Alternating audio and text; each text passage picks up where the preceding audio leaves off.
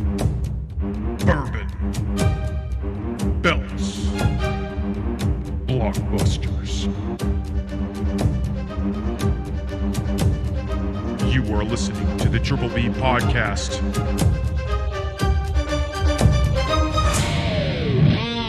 Let's fucking go. Welcome back to the Triple B Podcast, Bourbon, Belts, and Blockbusters. I'm Ryan. I'm Tim. And this is a show where we talk about bourbon and or bourbon-related cocktails. We talk about wrestling, and we talk about movies and TV shows and all sorts of other shit. Yes, we do. Hell yeah, brother.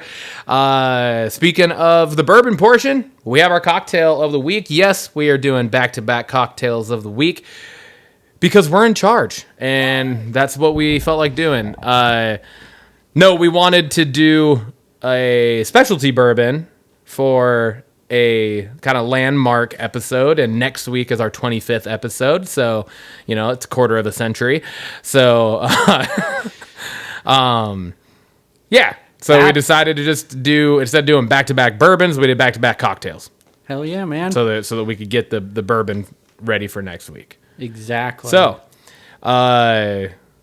this week we're rocking a maple bourbon smash. Tim, this was your recipe choice, I guess, is the way to word that. I just wanted to continue kind of with the fall vibes that we were going with. And so what this consists of is 2 ounces bourbon. We used the double charred bourbon, the Bibb and Tucker that we did a few episodes ago.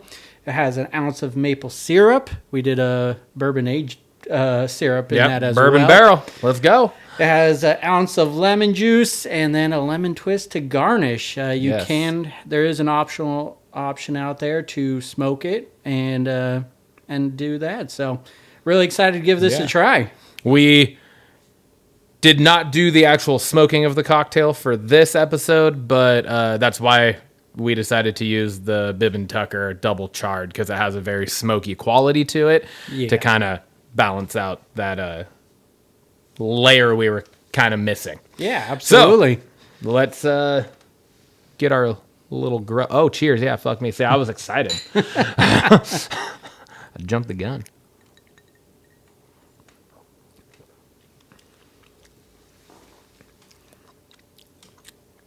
Yeah. That's some good shit. Yeah. It's good.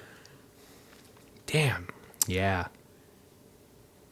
And you can really, again, every layer, all the layers, every layer, and through it. And the coolest part about that, which I don't feel like I experienced last week's with the cranberry smash, because we got every layer last week, but I felt like it was like every layer like in an order. Mm-hmm.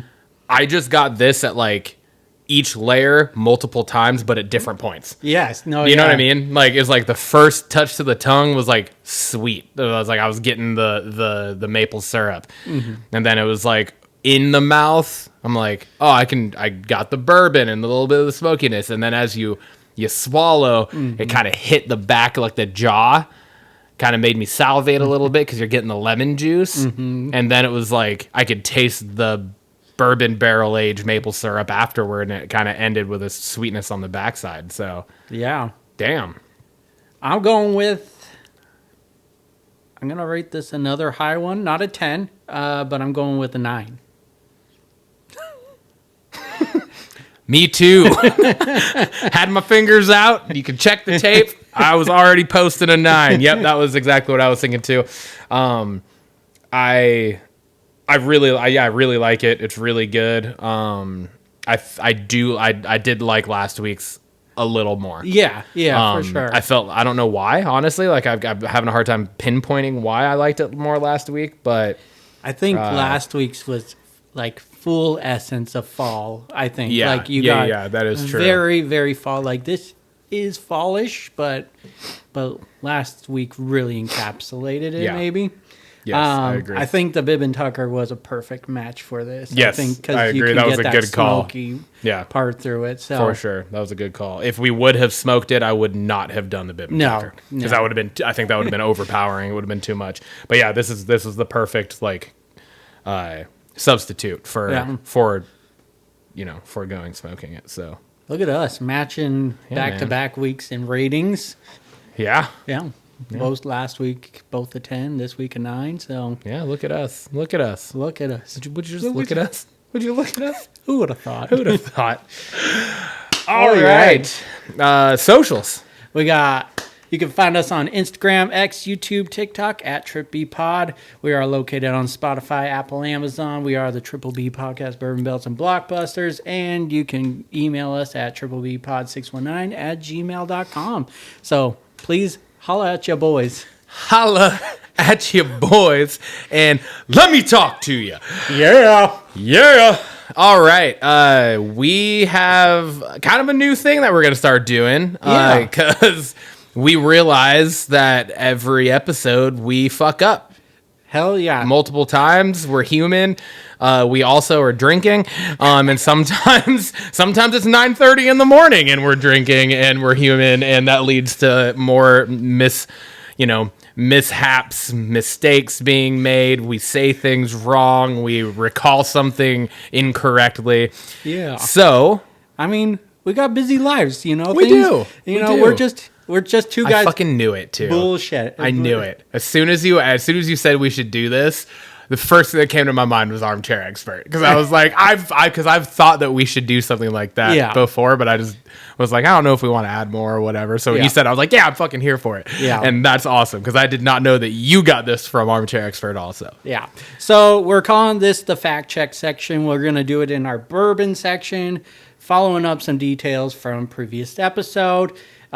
Because we do bullshit, we're spewing a lot of facts, we're just going to double check some of the stuff we say. And the majority of what we are saying is off the top. Like we have we have like our own notes of things that to help kind of guide us.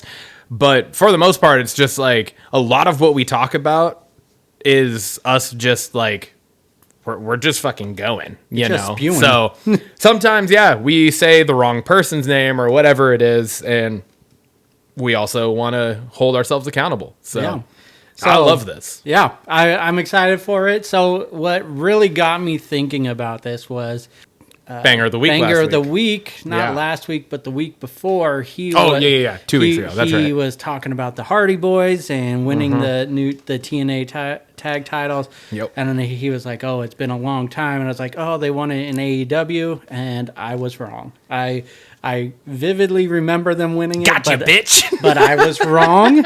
And so this one is... Isn't that fucking weird how that works, though? Yeah. Like, you're like, no, like, I remember watching this happen, and then you look it up, you're like, it never happened? What the fuck?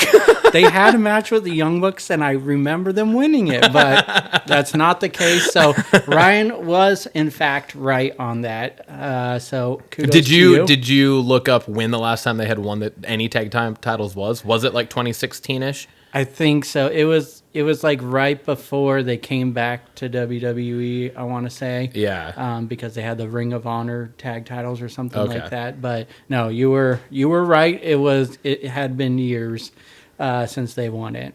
And hold on, before we continue, I don't know these. Yeah. So we're gonna bounce back and forth each week. So like this week, Tim did the fact check, and so I'm hearing all of this incorrect stuff for the first time right now. So, and then next week it'll be the same thing going back the other way. So it's kind of fun for us as well. So Here we go. Hit me with them, Timmy. What do we got? All right. So we were spewing about CM Punk last week, and we were talking about years. How many years had he been away? CM Punk left in 2014, which would make it 9 years when he returned to WWE. Yeah. So when I said 15 years ago, it was not that long ago. Okay, because I remember, because we were talking about when he hit Cena with the pile driver. Yes. And I had said, I was like 2013, and then you had said the 15 years. I was like, fuck, was it 2009? I was like, when did he leave? So that's okay. That's funny. My math was wrong. And in fact, that was my next point, is the last pile driver done in WWE was CM Punk against Cena, but it was in 2013. Hey, there we go.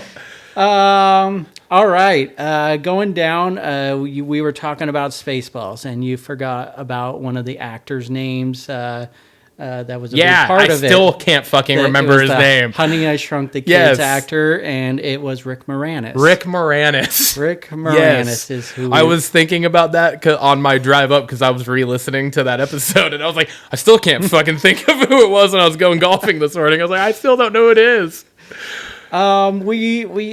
This one isn't really a fact, but we did talk about the Super Survivor Series match last week and how WCW guys got squashed if they were originally, but I would argue that Goldberg was very successful in WWE. It was a short stint, but he held the title multiple times. I guess that's true. Yeah. Fair enough. So it's not a lot of people. I'm not saying your point was invalid. But there was some successful from the WCW. I stand by Booker being the best though to come from WCW for longevity wise, and yes, absolutely. I stand by that one. Last week you forgot to put the release date for the end. Yes, that is coming out December 6th, cool. 2024. Coming up, I like that. We talked about which Ghost Rider is Jen related to. Because I was trying to remember that today as well. And that is Johnny Blaze. Oh, so it is Nicolas Cage's yeah.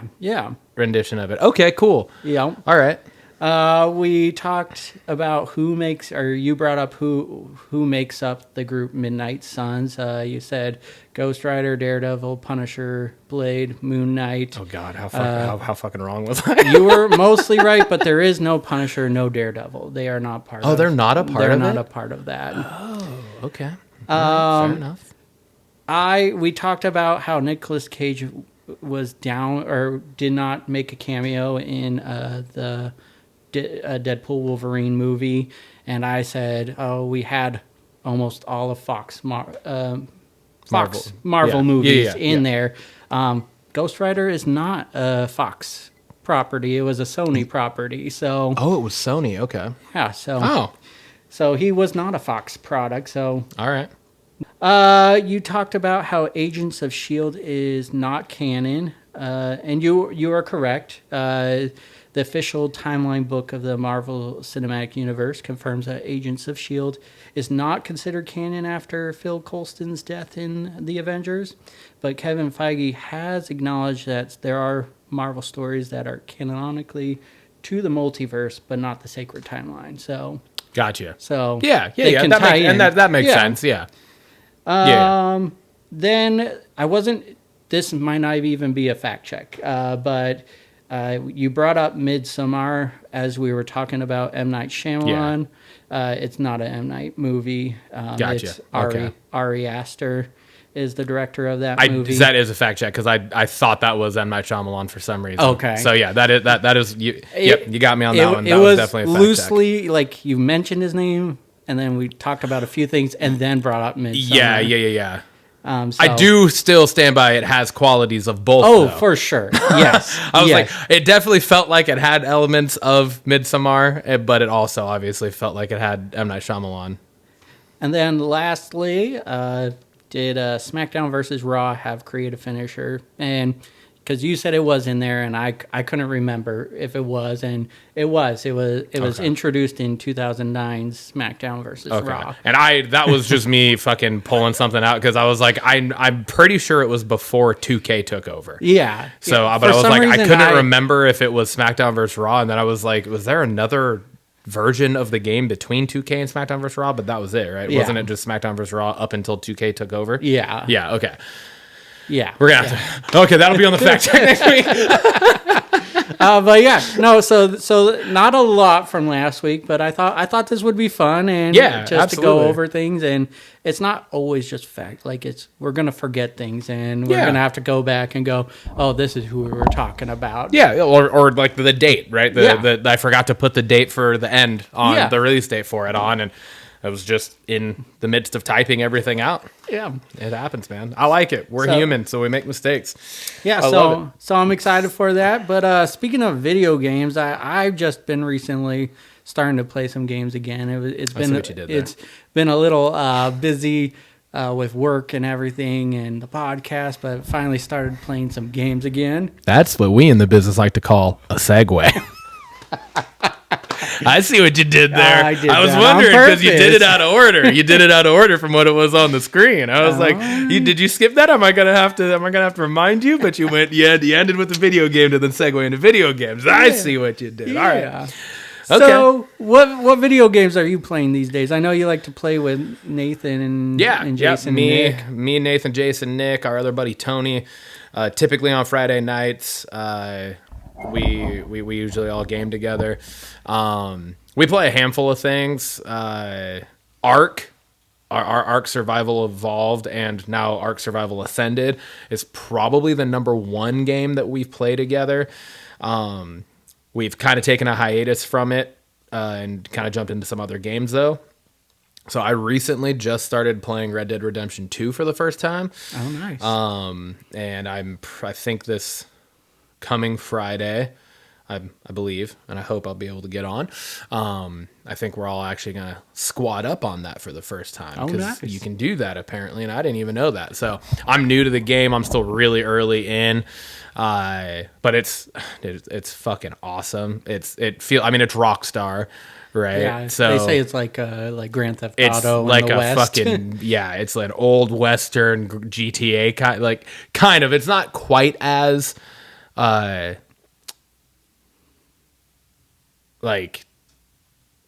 it's not quite the same idea, but it's very similar, and you can definitely tell, right? Gotcha. But it's fucking awesome, dude. It's such a fun game.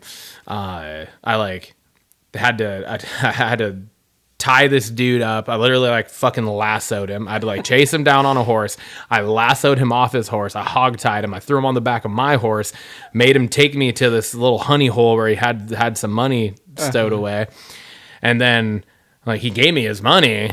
So I was like, well, I got this guy tied up on the back of my horse. What am I going to do with him? I mean, obviously the answer is fucking kill him. So I just pulled my gun out and I shot his head off, literally off. And it's not in GTA when you do that, it's just very kind of generic. The head just disappears, and then it's just a neck. Yeah. This was part of his head was still there. God. I was like, what the fuck? I took a screenshot of it and I sent it in the group chat to the guys. And I was like, what the fuck, guys? This is fucking crazy. and he was still on the back of my horse. And then I drug his body off and I threw him in the bushes. And so yeah, it's pretty much Western GTA. But anyway, but I thought this is fucked up, but I thought the coolest part about that whole thing was the fact that I had blood all over me. Oh, from the splatter and everything? From the splatter, from pulling him off. And there was a big ass stain on the back of my horse. No way. Yeah. And so I was like, yes, that's a fucked up way to find that out. I get it. But the detail in the game is fantastic. It was amazing. But yeah, that we're talking about potentially getting back into Ghost Recon Wildlands. We had been playing what the fuck is it called? It's called 7 Days. I didn't get as into this. They were really into it. But and it's mainly because you have to this game, it's a zombie survival game. Oh, okay. But it's also it's a building game too. And so and it's called 7 Days because it's every 7 days. So every seventh night, it's a horde night. And so it's just fucking hundreds of zombies or whatever fucking just come after you. And so you spend the point of the game is then to spend the next 6 days, 7 days or whatever, then resupplying and rebuilding and stuff, because it's you'll literally run out of ammo during this. Wow. And they're just fucking coming. So that part is pretty cool. It's just it's a grinder of a game. Like you really have to grind and you really got to fucking, and I just like, I didn't get as into that one because, and like when I was on it, it was fun, but I just didn't have the fucking time like I used to just fucking sit there and grind for hours. It's like I literally get on Friday nights after I get Lainey down. So I get on about 7:30 and I play until like 9 because I'm fucking tired, you know? So I'm like an hour and a half on a game like that just doesn't get you into it. Yeah. Where like Ark, Ghost Recon, Red Dead especially because like I'm just playing through the story, so it's like I can hop on for an hour and a half and play an hour and a half of the story while I'm just talking to the guys. You know, that works. But yeah, what games have you been playing? You just said you got back into started getting back into it. I've been playing a lot of Madden. Lately, the Madden 25, and I love franchise mode and just messing with everything, wasting money on free agents and the draft picks, etc. I'm kind of rebuilding, trying to fucking dabble in trades and shit. And just, like selling your future to win now type of thing. But then you're still gonna win. I'm building for my future right now. I'm rebuilding basically the Huskies. I traded for Penix. I got Jalen Polk. I got Roma Dunze. I was gonna say Dunze. That's the one. I was the Dylan Bears Johnson and Colt Pitt is the tight end. So I got a bunch of ground pieces from the Huskies last year. You just need the offensive line. Yeah, go get the O-line and you're good, man. Exactly. Can you trade for coaches and shit too? Go get Ryan Grubb. I mean he should. I mean they actually don't put offensive coordinator they're just generic ones, I think. Okay. But yeah, I've been having a lot of fun with that. I really want to get the new Call of Duty just because I get it Black Ops 6. Yeah, I think it's Black Ops 6 and. I just enjoy doing the online mode for that. And I just watched the fucking trailer for the zombies for that one. And I played like the original Call of Duty Zombies, but I like never really played any more of it. But the trailer for this, like there's this fucking like electricity gun that just dissolves them. Oh, wow. I was like, what the fuck? And I mean, it was like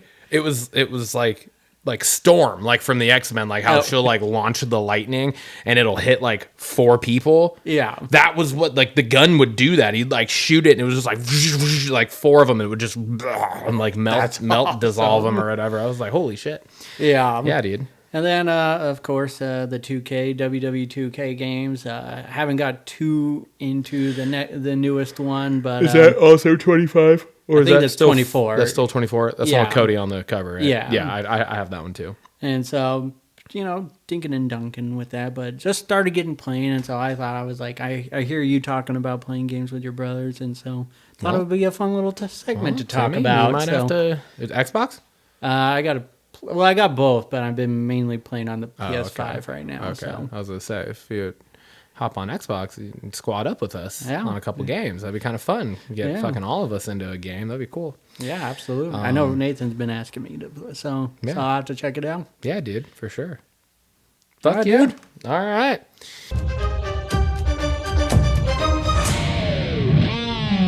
That brings us to belts. Timmy, my dog, what do you want to talk about? It's been quite the week this week. It's been a week. I got some things to talk about. I'll tell you what I want to talk about. I've got a handfuls. I mean, we can only do so much with 5 things, but I want to talk about it. It's true. All right. So I'm going to start this off with Gunther. Gunther and Priest open up Monday Night Raw, and I too have that on here.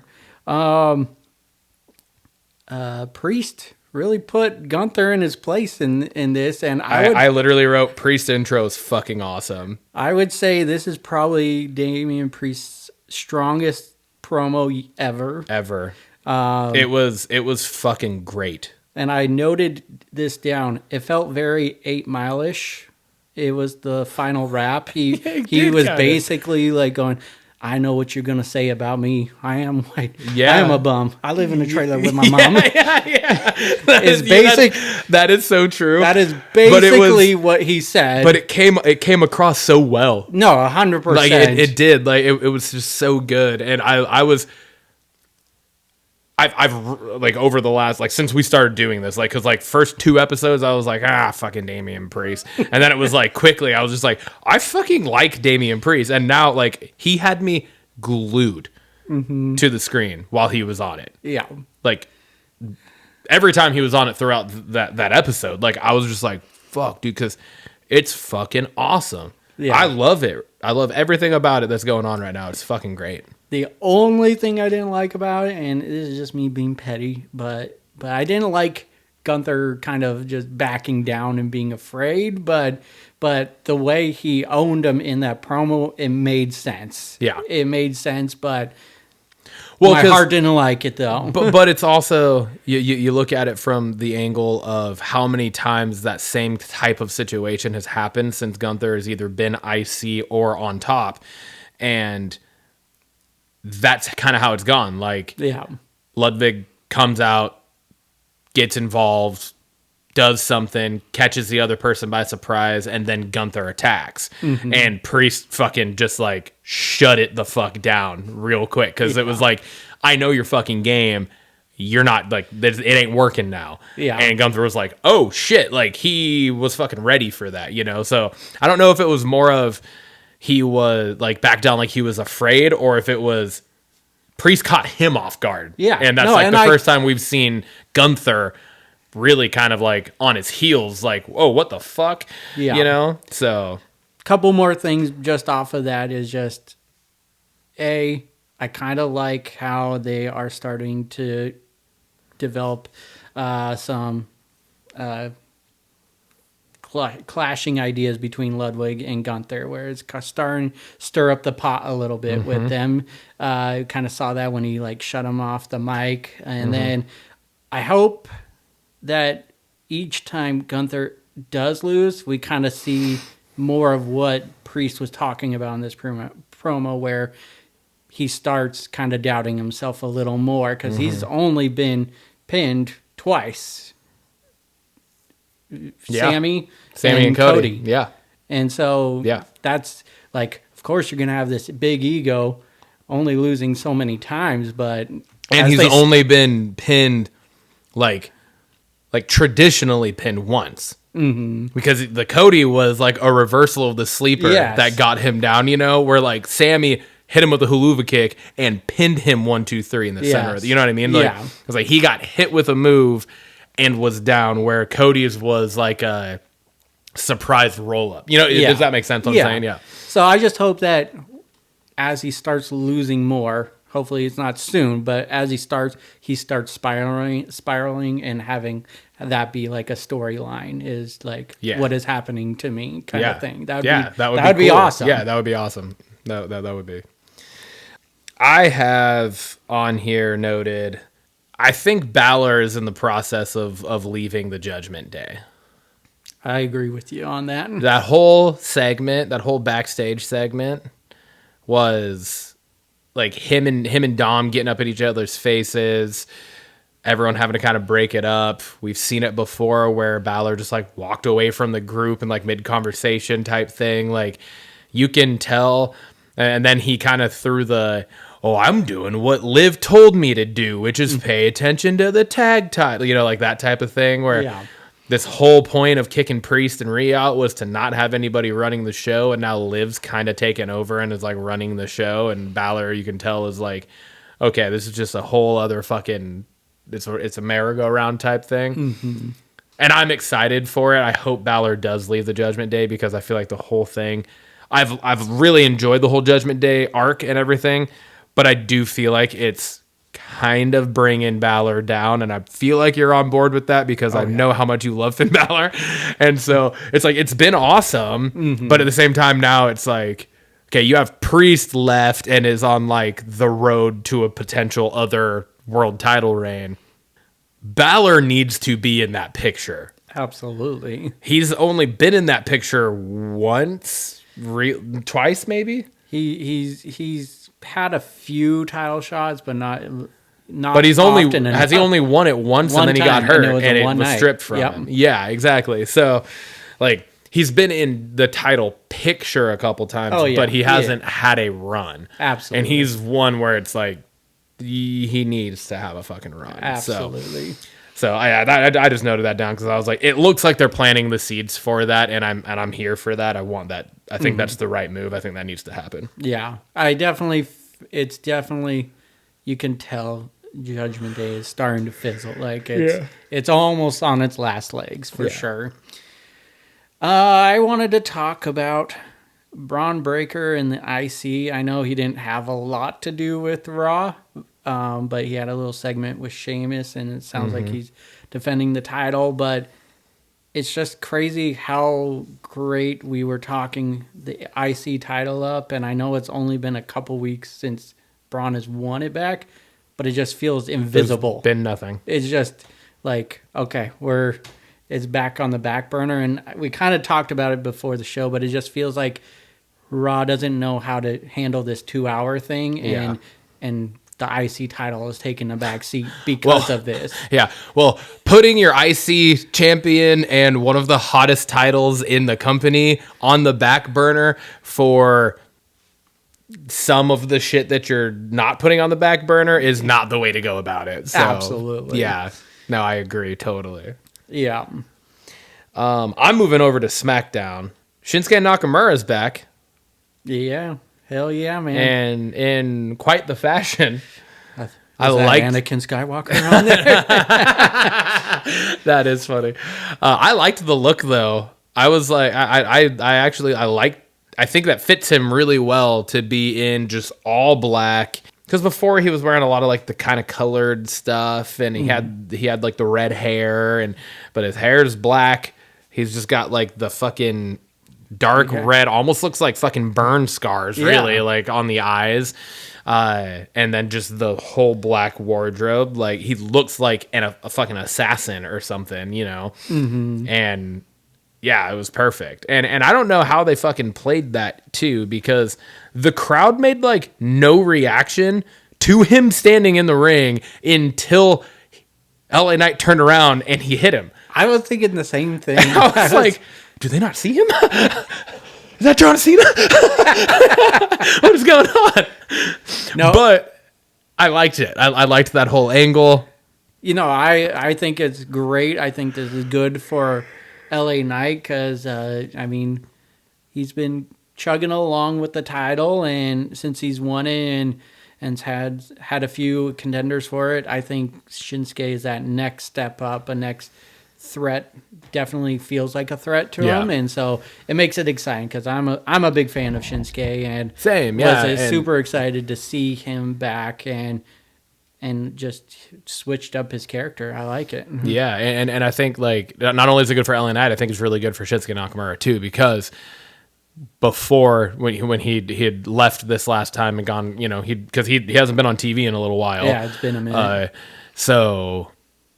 But when he was last on TV, like he was just like losing match after match. It felt like he had like no direction, like there was no, you know, storyline for him or whatever. Mm-hmm. And so like for him to come back and then immediately just put himself right in the US title picture, I was like, that's good, because that'll be a great fucking match too, LA Knight and Shinsuke. So yeah, absolutely, that'll be awesome. I wanted to bring up the women's tournament. So we had our first match, and they're doing another triple threat tournament like they did with the Intercontinental title. So first we have Bayley beating Candice and B-Fab, and honestly, I was shocked. Like I don't remember the last time I saw B-Fab wrestle, and she did really well. And I was rooting for her. Yeah. I thought it would have been fucking cool to see her win that. Yeah, because I thought this would be a good way for them to kind of continue this Candice LeRae Bayley feud, like them costing each other the match and having B-Fab win it. Mm-hmm. But obviously that's not the way it went. Yeah, I was a little bummed seeing that because I liked your idea from last week where you thought maybe the final two could be Candice Bayley. I know, that was the first thing when I saw Bayley come out, obviously, and then I see Candice LeRae. I was like, well, fuck, there goes my goddamn my prediction for that. I was like, that would have been cool too. So my follow-up is just kind of going through the remaining matches and just kind of getting your thoughts of who you think will move on to the next round. Before you even bring that up, one qualm I have with it? Yeah, go ahead. Why the fuck is Selena Vega not in this? Because she's not on SmackDown. She's on Raw with the LWO. I guess that's fair. I get where you're coming from I thought for some reason that there was like one or two people that were in that I had saw that. I think it's because the tag champions are going back and forth, and there's been a it's lot definitely of women I think it's going throwing back me and off. forth between shows. So I think that's why. Yeah, that's probably what's throwing me off. I thought that not just outside of Bianca and Jade. I thought there was somebody on there that I was like, wait, they're Raw. So then I was like, why is Selena Vega not on it? But is it who's in the Bianca match? So it's Bianca, Chelsea, and Blair Davenport. Who's the leader of the fucking Pure Fusion Collective? Oh, Sonya Deville. There we go. That's where I fucked up. Blair. I read Blair Davenport's name and I was picturing Sonya Deville. I think that's why it threw me off because I was like, wait, then why the fuck is Selena Vega not in? Okay, never mind. I stand corrected. I don't even have to fact check myself next week. Look at that. We already did it. Got that one out the way. All right, so match Bianca, Chelsea, Blair. Who do you got going in that one? Chelsea. Okay. I thought Bianca would go on.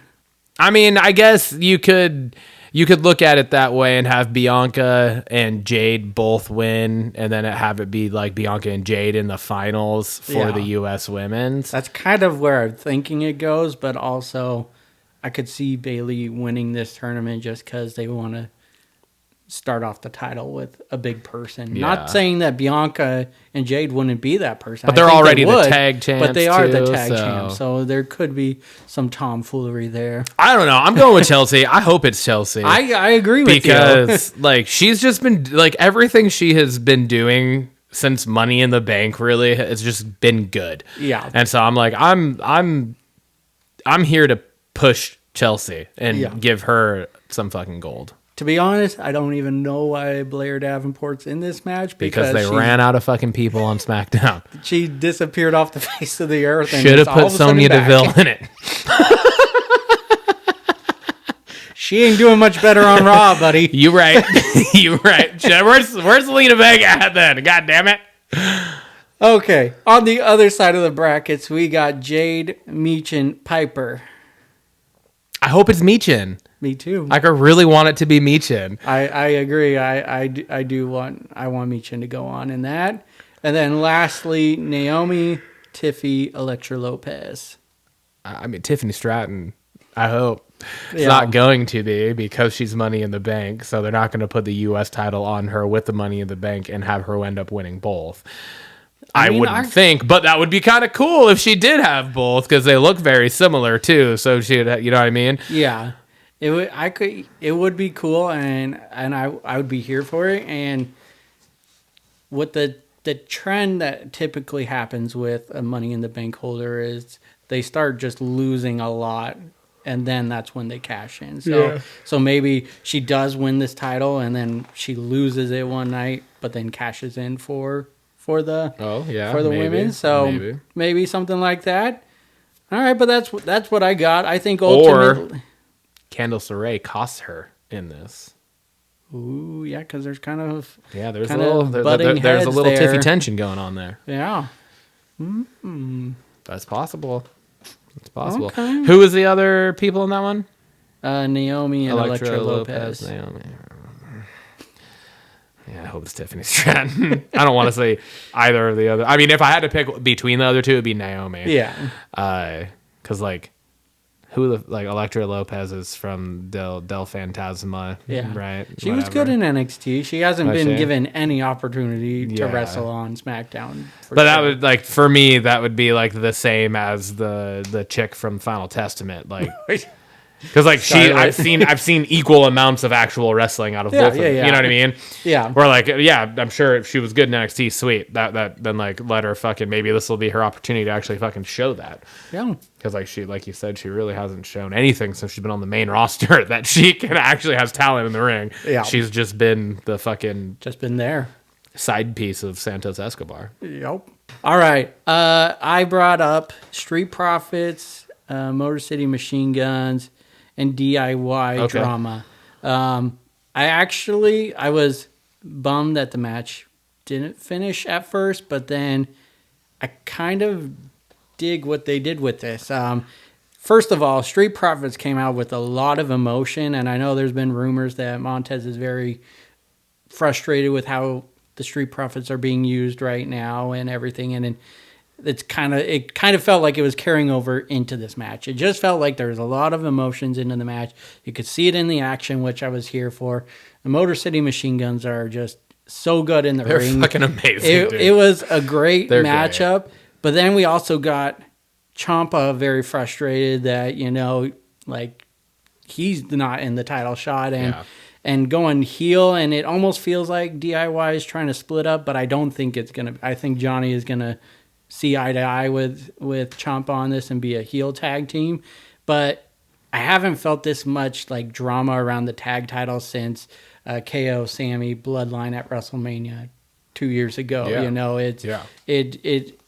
It's felt very bland, and we've been talking about the tag division throughout that. So this felt fresh. It feels like there's emotions, an actual storyline going on for the tag titles for once, and I'm here for it. I'll be really disappointed if they do break up DIY. Oh yeah, because what we've been talking about is like what's the fuck's been going on with the tag division, and now they're like starting to ramp up the tag division, and now you're like, we got New Day getting ready to fucking split up. We already had Awesome Truth split up, and now we're looking at the potential at least. And A-Town Down Under too has been and A-Town, that's been a fucking 6-month tease of them breaking up, and then we have fucking A-Town or fucking DIY now. So I'm like, I hope they don't, and I hope what you're thinking will happen does happen. I hope that they do end up, whether they stay heel or they whatever. Yeah. Just stay together, because yes, there could be, but where everything's at right now, I don't foresee them succeeding or going farther in singles than they would in the tag. They could really push and make cool shit.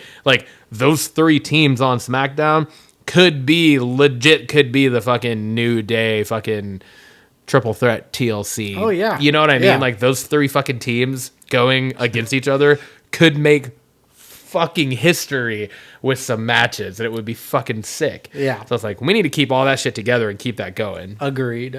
Yeah. All right. So Bloodline. Let's talk about the Bloodline. Now let's talk about Bronson Reed and what you got going.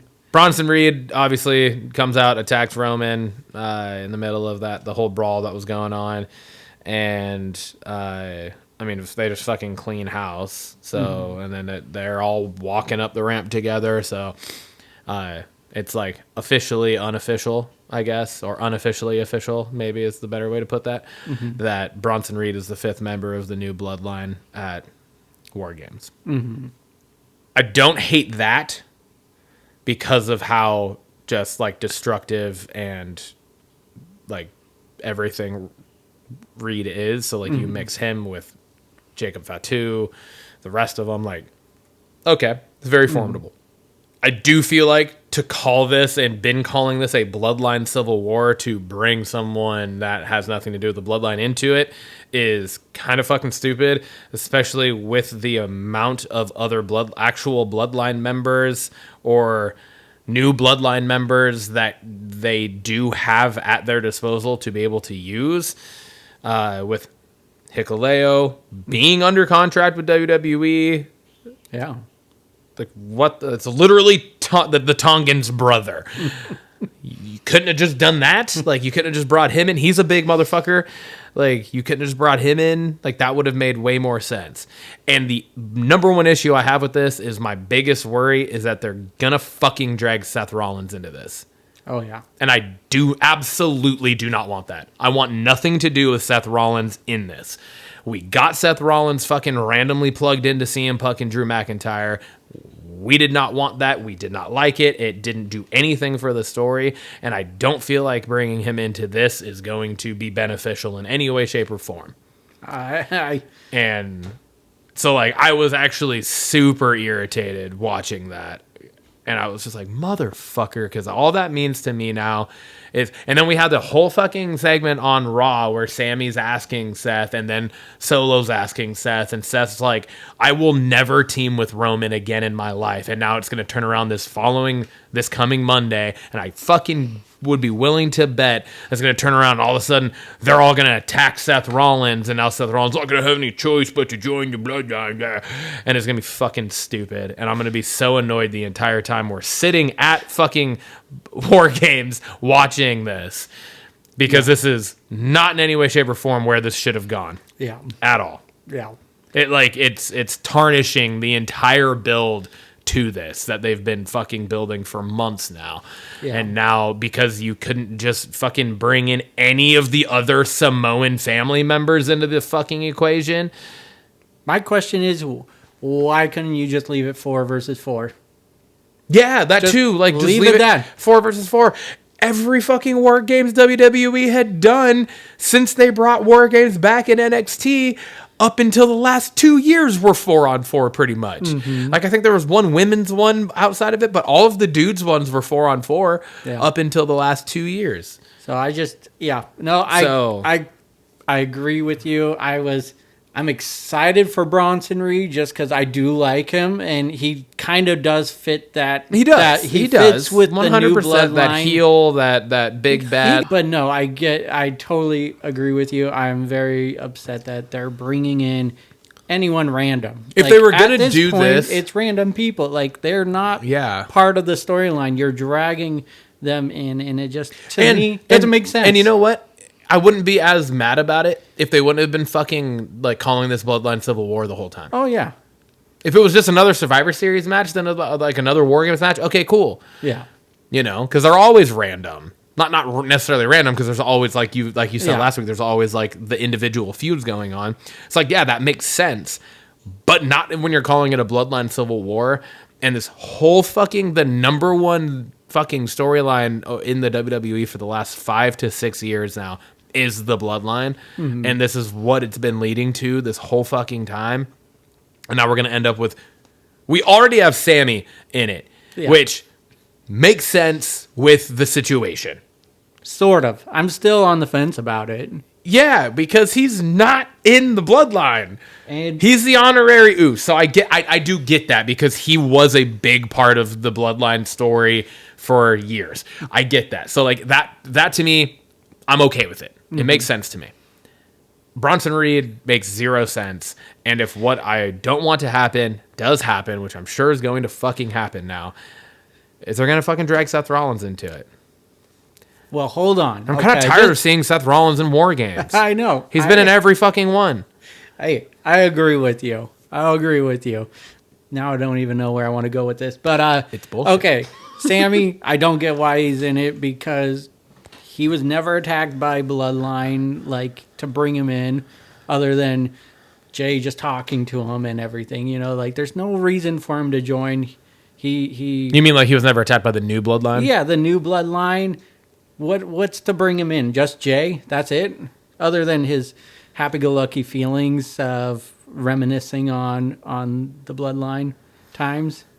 Yeah, I guess like I get what you're saying with like the current landscape of what's going on, and then I get that he didn't get an apology from Roman, or didn't get an apology to Jay either that night, but still joined. And then it's going to be so hypocritical of Seth to join because of what he said on Monday Night Raw. He was like, "We worked so hard to bring down the tyrant Roman." Yet here we all are. Now you want me to team with you to help him get back to the top? Yeah. And if you think about storyline, why is that? Like, why is anyone helping Roman other than Jimmy in all things, right? You know, it doesn't make sense. But I was excited for the OG Bloodline versus, and I still am, but I'm a little disappointed with them adding the 5th member. To play devil's advocate to that, I think it's more of Sammy and Jay both already know that Roman is not unstoppable now. Mm-hmm. Yeah. So like, I think they both know that he can be contained because Obviously, he was. Yeah. They don't want Solo and the new bloodline to run rampant for years as they did. Yeah. I think that's kind of like where they're spinning that narrative to like kind of help make it make sense. But yeah, no. So I guess my other way I wanted to spin this, and hopefully it can lead to something cool, is let's talk about the end of SmackDown. Roman tried to call the Wiseman. he did. To get some advice, but his phone was disconnected, and I think what that was either A, Paul Heyman's mad at Roman and changed his number because Roman abandoned everyone after WrestleMania, just disappeared off the face of the earth and was nowhere around while he's getting tormented by the new bloodline. Or B, not tormented, Tim, murdered. Murdered, yeah.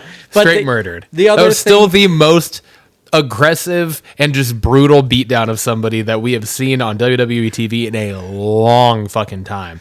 Yeah. And that's counting the Drew McIntyre and CM Punk feud, because that you expect. Yeah. You don't expect to see out of shape 60-year-old Paul Heyman getting fucking triple power bomb through an announce table. Yeah. I digress. But I think part of it was part of storyline, maybe, because before he got beat down, Paul Heyman's phone got smashed during the whole attack on him. So it's just that's true too. So it's kind of playing off of that, maybe. But what I think could be cool is Seth Rollins does join as the fifth member. Bronson Reed does his typical thing before War Games attacks him, takes him out of the match, and the Wiseman introduces a fifth member, a surprise fifth member. I don't know who that'd be, but we get a returning Paul Heyman.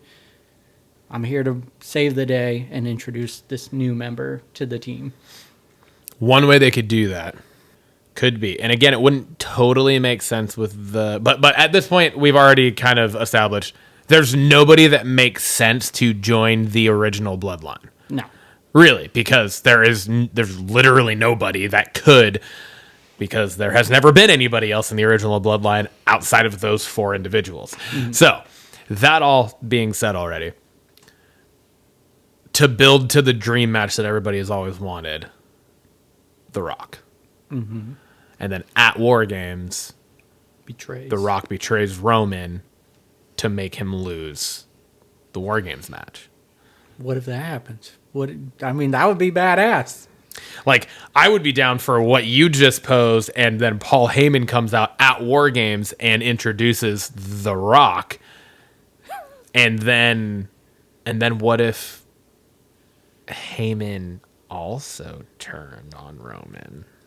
I could see it. Because, like, he's the one that brings The Rock in with knowing that we just turned anger into potential coming. So, I could see it because, he followed Roman. Roman abandons him. He gets thrashed around by the new bloodline. Nobody comes to save him. Nope. And then Roman just sat back and watched it happen. And then we've said from the beginning, we think Rock might be the puppet master behind everything. Yeah. And why not join forces with that? Yeah. So, anywho. Well, banger of the week, Tim. All right, I got two. You bastard. I really thought the Nia Jackson Naomi match crushed it on SmackDown. It exceeded my expectations. I didn't even want to see the match. I watched the match. I thoroughly enjoyed it. There was a bunch of moments where I thought Naomi was actually going to win this match. Yeah, there were. Yeah, for sure. Yeah, it was an incredible match. So giving them their flowers because that was a great match to end SmackDown. But then my other part is just that closing segment of SmackDown also with Roman calling the Wiseman only to get a disconnected phone. It was just cinematic, man. It was an epic way to end the show. I like cliffhangers on the wrestling shows, and that was like the ultimate one. Yeah. For me, Nia Jax and Naomi were like my runner-up for banger of the week.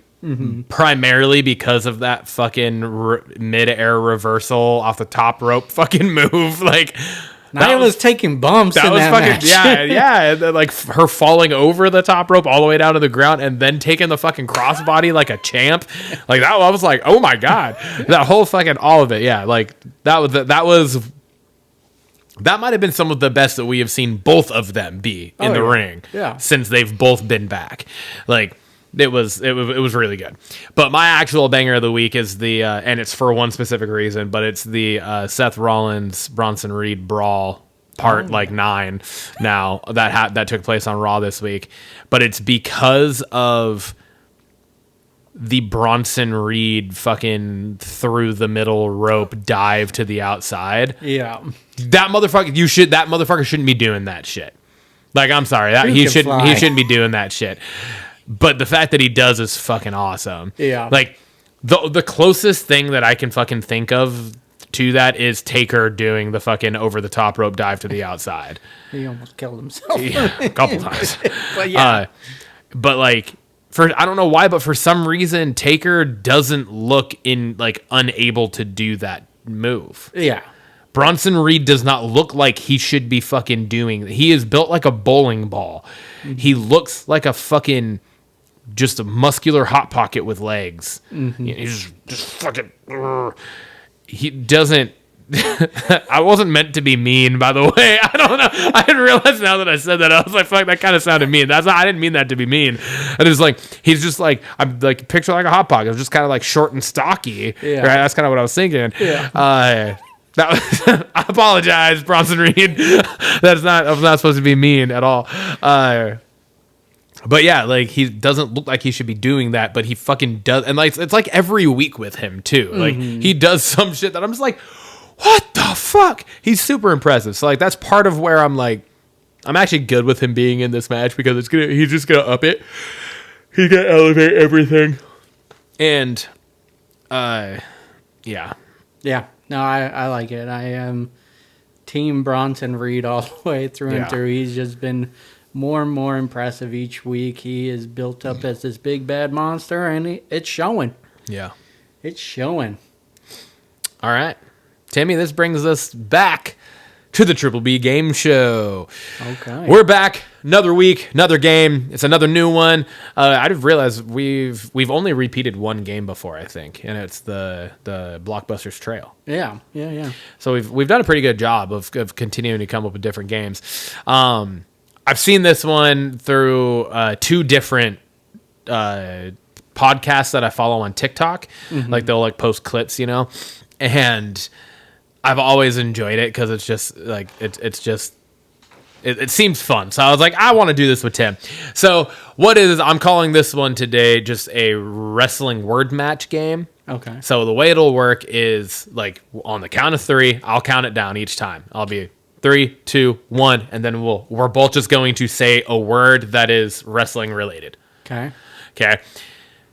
The goal is for us to say the same word eventually, but we're going to say what we say, and then we're going to, like, kind of take a moment to be like, all right, so, like, you said this, I said this, and then we're going to take those two words and we're going to try to then narrow it down from those two words to then try to get to us saying the same thing.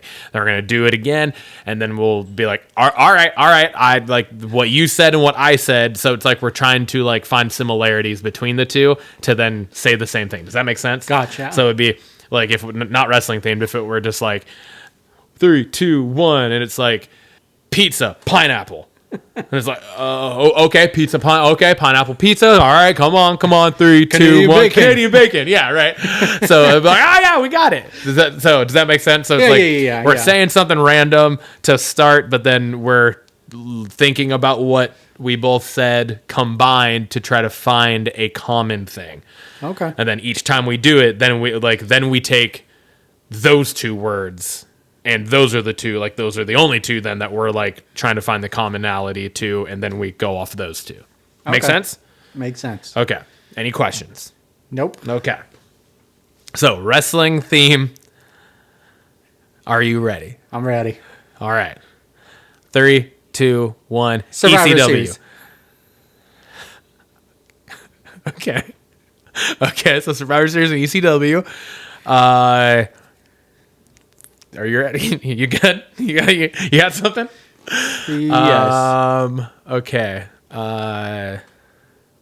So we have to think of something common between those two. So we're just trying to get ourselves to say the same thing on 3. Okay. And so it's like we use what you said and what I said to then now we're trying to like narrow our thought process down together. Gotcha. Does that make sense? Okay. So ECW Survivor Series, we're trying to find something common within that Okay. to then move on. Okay. All right, you good? Yep. Okay. 3, 2, 1. War Hardcore. games. Damn it! I was gonna say that. Okay. Okay. All right. All right. I'm ready. All right. 3, 2, 1. Invasion. Fuck. Okay. No, wait. Hold on. Invasion. Bloodline. Okay. All right. Come on, Tim. Come on. Invasion and Bloodline. Okay. 3, 2, 1. The Bronson Rock. Reed. Fuck. Okay. I got one. I don't know. You should. Bronson Reed. Yeah. We just talked about it. Go. Countdown. We're on the same page. Oh, wait, no, I think we're good. All right, 3, 2, 1. Paul Samoan. Heyman. Fuck! Samoan. God damn it. No, we're good. Paul Heyman, Samoan. Okay. Paul Heyman, Samoan. Okay. 3, 2, 1. Roman Roman Reigns. Let's go. All right. I like it. That's a good like one. it. That's fun. That was fun. All right. I was totally going to say War Games on the second one. I was like, that's too obvious. No, that's the point. Well, I guess. That's the point of the game, Tim. We want to do it as quickly as possible. All right. So, I mean, fuck, that took us, was that 4? 4 or 5, yeah. 4 or 5? All right. That's not bad. Not bad for our first time. Yeah. Sweet. And the cool thing is we could do that For with either or. any of the stuff that we cover. So, Yep. yeah.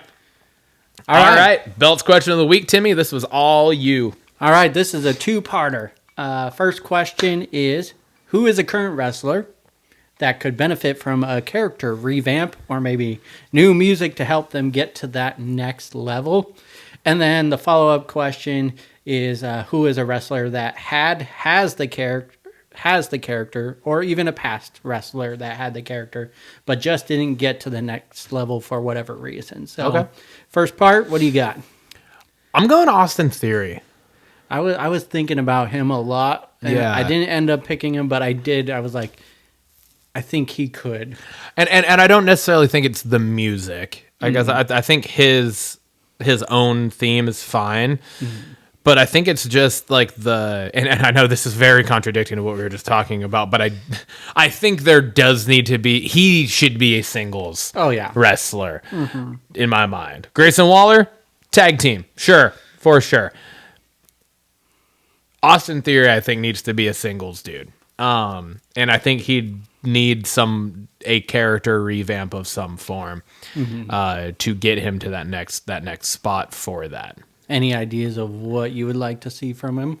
I don't feel like we ever really saw. We've seen a more heel side to him with the tag team. I don't know that we really saw a legit good heel turn or heel run with him when he was going for single stuff. So I would like to kind of see him in some form of like legit, believable heel in a singles run. Okay. I like it. Yeah. I like it. I have 2 for this one because I'm a bastard that way. Sorry. Always. First one is Shayna Baszler. I don't think her being in this Pure Fusion UFC. collective group is doing her any favors. When she was in NXT, the Queen of Spades, awesome character and was dominant. So my revamp is just bringing her back to the Queen of Spades era of her, and just being super dominant as a single wrestler, because she's only had a couple stints in that, and she started off super dominant and then just fizzled out really quickly. Yeah. So that would be that, and then Otis is the other one. Oh yeah. I want to see him singles, because I remember you bringing up I don't know how many episodes it was, Yeah. but It was a little you while ago now. said you could see him being a champion. He Yeah, was in a like world one of your title picks. picture. Yeah. That you would like to see in that. So I thought for him, kind of build off of like what Brock Lesnar was doing with like the hick Brock Lesnar. Yeah. Kind of that same thing, because he's a big dude, and I think he could pull it off. So that would be Yeah. my character revamp for him. I think a big change that would be helpful to him would be to get out of The Not So Alpha Academy. that is not really and drop the goofy. yeah. Have a little bit, but not. Yeah. Like he's a full-on comedic person right now. Yeah, exactly. He's like a caricature of himself. Yeah. Right now, where have a little bit is fine. Yeah. Especially if you're doing like the hillbilly redneck type persona, you're gonna have a little, and that's fine. But because a little can go a long way with it. Yeah. But if you get to where you're at right now, in the words of Robert Downey Jr. in Tropic Thunder, never go full. Anyway, so what's the next question? Who is a wrestler that had or has the character but hasn't seemed to make it to that next level? Okay, I'm pulling one from yesteryear, and I'm going Mr. Kennedy. That's a great one. Yeah, I was like, what? You started laughing at me. I didn't know how to feel about it. That's because he's on my list. Oh, is he? Yeah. Is he? Yeah. Yeah, I'm going Mr. Kennedy. He had the character. He had the whole fucking thing. He won Money in the Bank. Got injured. He got injured, and then they just like kind of wrote him off and made him drop it to Edge, and which then led to Edge's fucking whole character pretty much that he ended up with. Yeah, I feel like that was just really a missed shot all around, because he was fucking awesome. The fucking bring the mic down, like that whole persona was, there's nothing like that ever before, and there has been nothing like that since. Mm-hmm. It was a one-of-a-kind type of thing. And how he hasn't made his way back to the WWE at some point is also shocking to me. Yeah. Because so many people that are completely unworthy of making it back have made it back. And he has been either in TNA or on the indie scene pretty much since he left. So yeah. No, I had him on the list too, because he was one of my favorites during that time. And he was getting huge push at first, and he was going up against The Undertaker and was supposed to be Vince McMahon's like illegitimate child. Yeah. He was the chosen one. And then I read that he lost the Money in the Bank because he thought he tore his tricep, and they thought it was a lot worse than it was, and then it ended up being he was only out for like a couple weeks. Yeah, and it was all overblown. Yeah, and so, but yeah, no, I thought he could have been taken to the next level. The other one I thought of was Dolph Ziggler. He won the title once, but like it was a really short reign. It was a short reign. Yeah. And the guy put on banger after banger after banger, and he was so good in the fucking ring, dude. He was, and he still is. Yeah, like honestly, because he's in TNA now. Yeah, and so I just don't think he ever got that legitimate push that he deserved. And I thought a fitting time for it would have been after his big feud with The Miz for the IC title. I thought he was ready for the next step after that. So, yeah. Well. Fuck, man, good questions.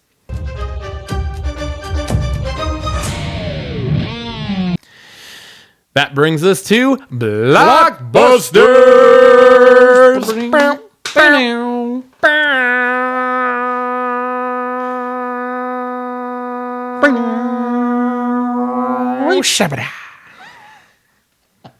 Well, hey, we're here in Blockbusters, got a full agenda, and once again, we are talking about Marvel. Naturally, that's practically what got us started on the podcast in the first place. Absolutely. You know, It's our love of talking about movies. We got D23 in Brazil, and a bunch of things came from it. So we had... Including me. We had new Captain America, Brave New World trailer, and then also another trailer for Thunderbolts. And I thought those trailers were pretty awesome. They were fucking dope. They were dope. Both really good. Absolutely. Thunderbolts didn't really introduce too much other than the long opening scene to the trailer, I thought, but it was funny as hell. And yeah, it was great. Super excited for that one. The Brave New World Captain America movie. We got to see a lot more of the Red Hulk in that, and dude, it looks like it's gonna be an epic movie. Definitely Winter Soldier vibes, which I thoroughly enjoyed that movie. I am curious because I continue to read things. They just dropped the director, Julius Ona, I think, is the director of Brave New World. But I've been reading things that he has been like released as the director, and they're doing reshoots, but that he's still going to be there to promote the movie. But I don't know. It's I've been reading a lot of weird stuff about it. It's it kind of worries me because I also read that there was test screenings that the reactions to it were not great, but it's also one site that I read that from. Yeah.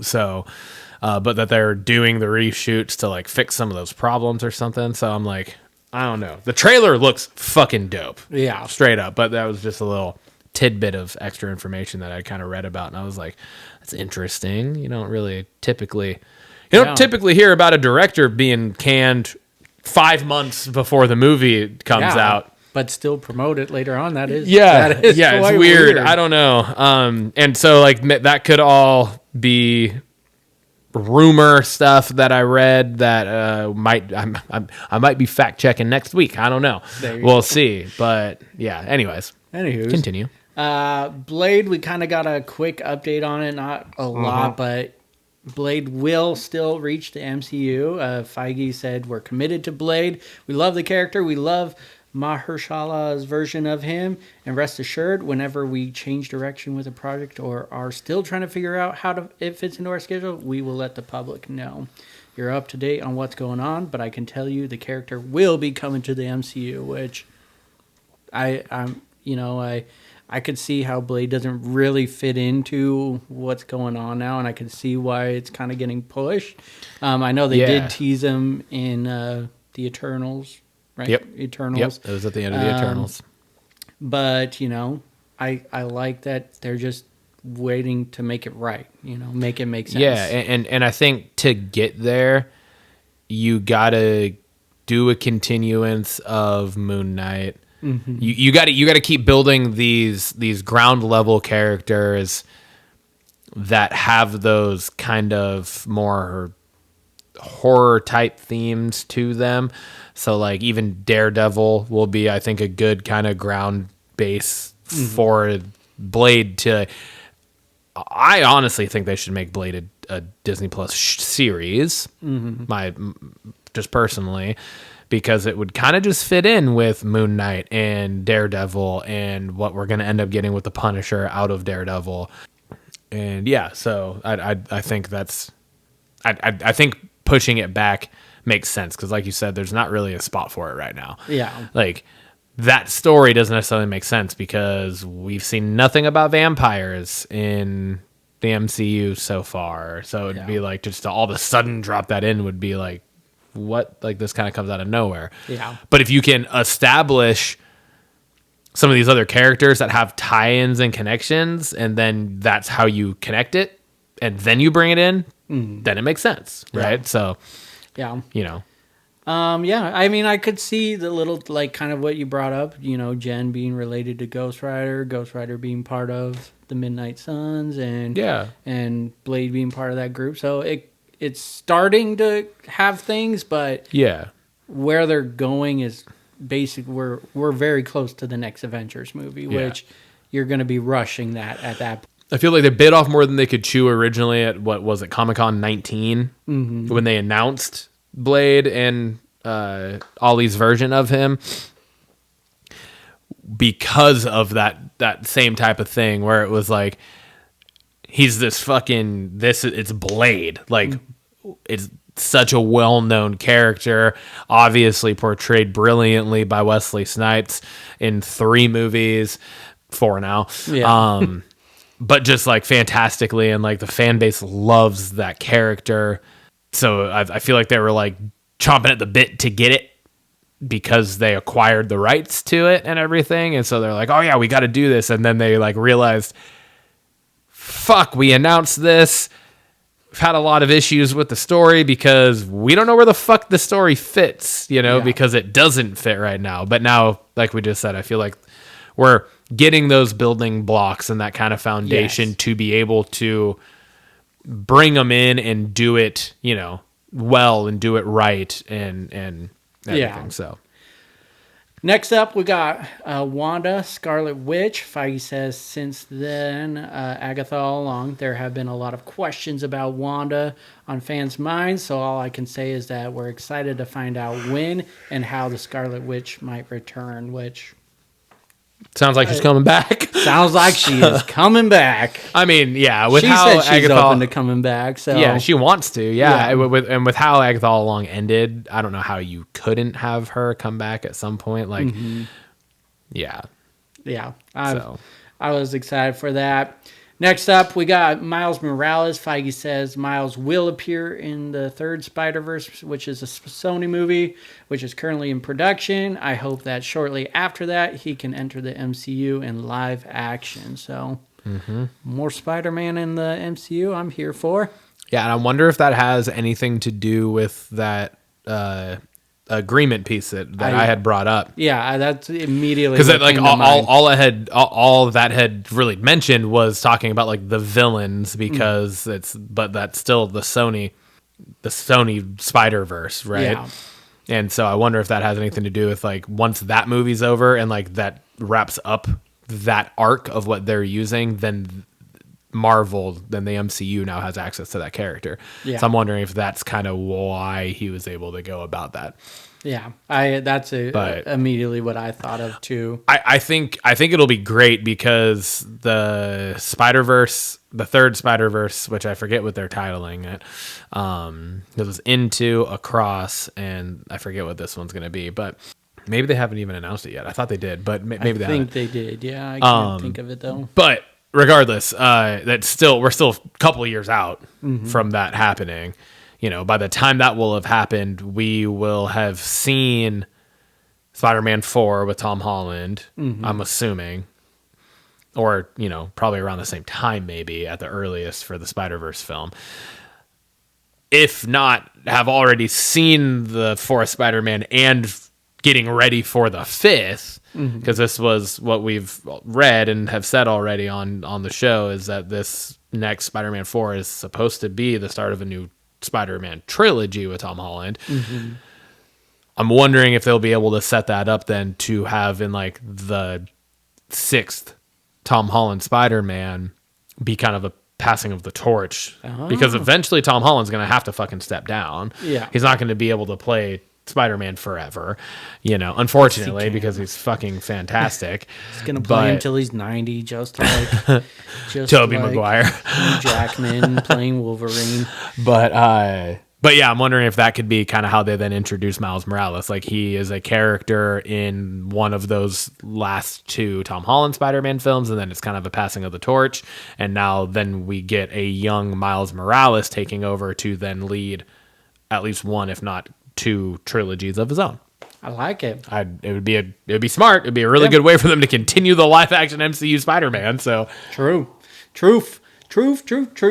Next up, we got X-Men. Feige says they will be an important part of the future following Secret Wars.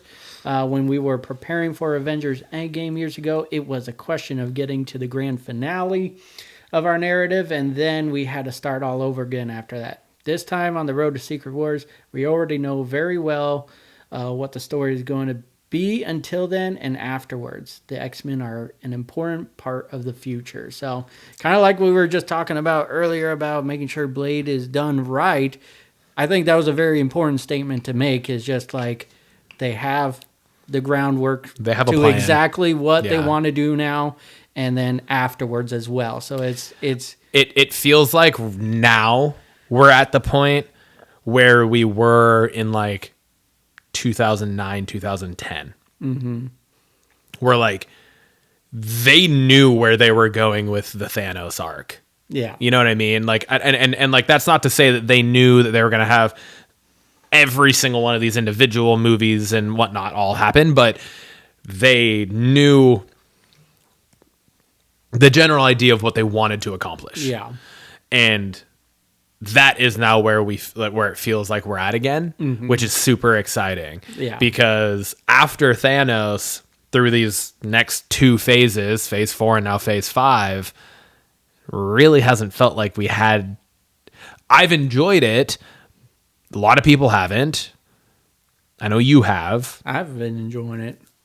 but it hasn't, and I think we could both agree with that. It hasn't felt like we've had that direction. Yeah. You know, it feels like we've kind of been like, oh, we're going, oh, now we're over here, now we're here, now it's up and down, now it's over here, and that's back over this direction, and it's like, oh, I should buy a boat. yeah, woo, something shiny. And yeah, so it feels that statement just in and of itself feels good, because Yeah. it's like, all right, we know. They got a roadmap, and they're gonna follow it. Yeah, so. we know what we know. In Feige, we trust, Yep. right? And we're back to truly believing that. Yeah, So. exactly. All right. Well, this kind of brings us to a little bit of extra Marvel news and or rumors or updates about some stuff. First and foremost, Denzel Washington has been confirmed to have a role. We don't know what the role is yet, but he confirmed it in an interview. He said that Coogler is he said he actually laid out like the rest of his career in this interview. I was gonna say, didn't Yeah, he like- just announce that he's on the road to retirement right Yeah, now? no, like he said like he's doing he's playing I think it is his character Hannibal in the Gladiators movie, I think is the character he's playing. And then he's doing this other thing, and then he said, I think this other thing, and then he said, and then Ryan Coogler is writing a role for me in the next Black Panther movie. Like, it was just very nonchalant. And then he said he's doing like one more thing, and then he goes, and then I'm going to retire. And like, that was it. I was just like, what the fuck? So much information. I'm buffering. Like, I was like, what the fuck, Denzel? But I mean, it makes sense, dude. He's like 60 something now. Yeah. I think he's pushing 70 maybe. Like, he's older than you think he is. That's the thing with Denzel. His motherfucker looks fantastic. Anyway, so but yeah, so I thought that was cool just to point out that Denzel is apparently going to be in Black Panther 3.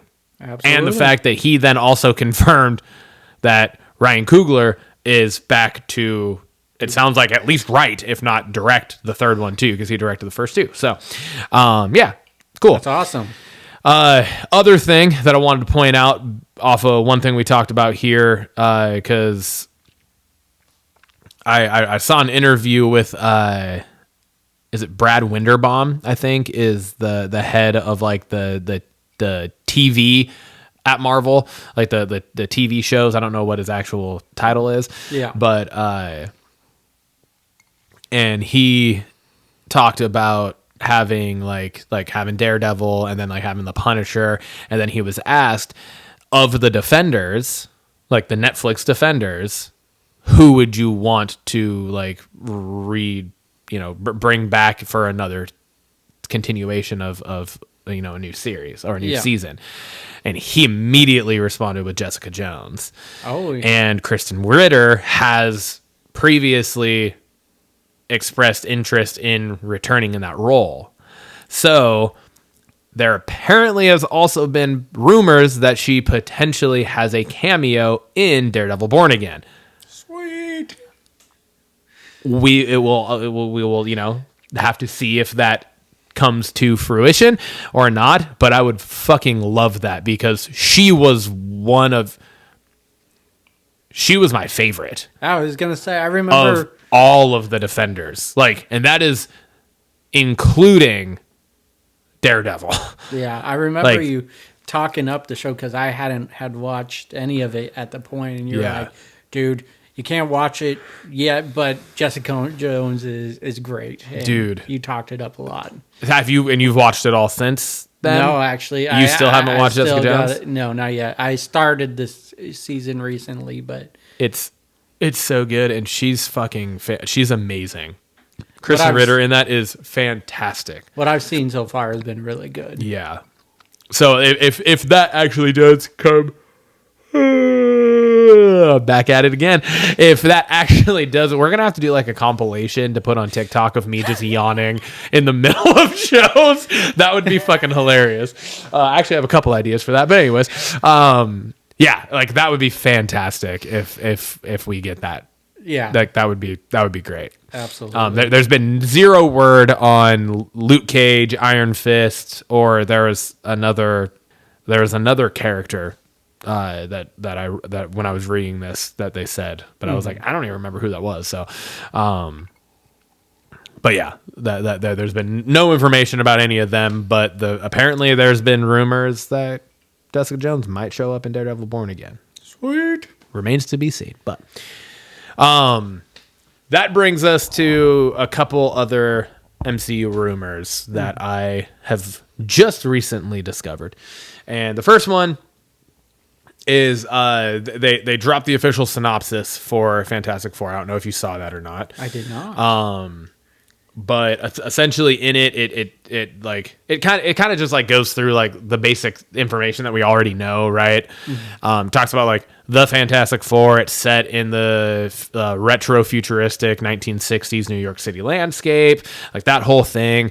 And then it talks about Galactus and how it has Galactus is bringing Silver Surfer along with, and all of that, like all the information we already know about it. But then like the synopsis ended with the very interesting and intriguing part where it says, but then like all of a sudden things get very personal or something like that. Oh. And that was where this rumor mill kind of started. And I read that the personal tie in with that, where it says things get very personal at the end.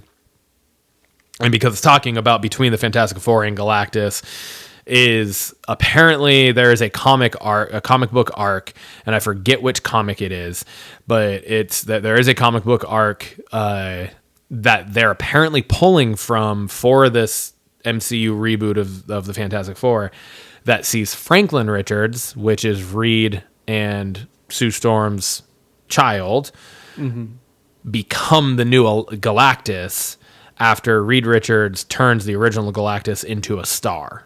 Oh. And so Franklin Richards becomes the new Galactus to restore balance to the universe. Very Star Wars-esque. Yeah. But he does it in the sense of like with the guidance of like I think both Silver Surfers, Shalal Ball, and then the male Silver Surfer, or Shalal Ball, or however you say it. But he does it with the guidance of that he only devours like worlds for certain things. Like for the good of things or whatever. It's not just like Galactus going around fucking eating whole worlds just to fucking eat whole worlds. But what it could mean is that in the actual MCU movie that we're going to get next July, could potentially see then Galactus. I said who can Shanti travel across Arcos. Back with the typos again. Who can apparently travel across realities in the MCU, recognizes that Franklin Richards is a future threat. And so apparently like it could potentially lead to him like saying like telling the Fantastic Four essentially like bring me the kid type of thing. Like he needs to destroy this kid because the kid is a threat to him. Yeah. That could potentially be the personal tie-in. That was a rumor I read. I think it would be a very interesting plot point, something we've definitely never seen before. For sure. And what added fuel to that rumor was the fact that for the movie, they're apparently looking to cast, there was like a casting call for a certain age of child. Oh. So I think that was kind of where it was kind of pointing to. Gotcha.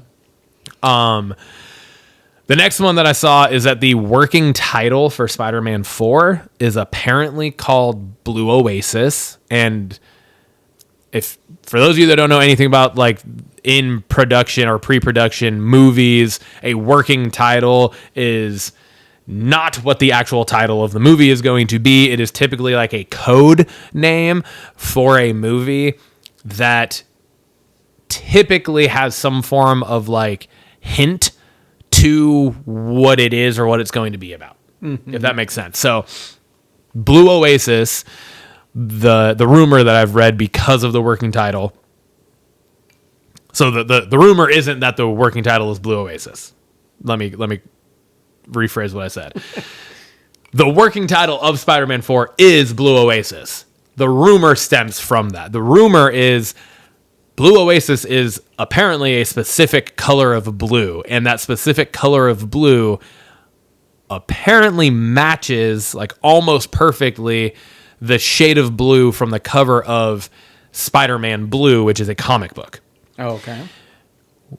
That comic book arc apparently sees kind of the beginning of the Peter Parker and the Gwen Stacy romance. Okay. So that could potentially hint at possible plot points for Spider-Man 4.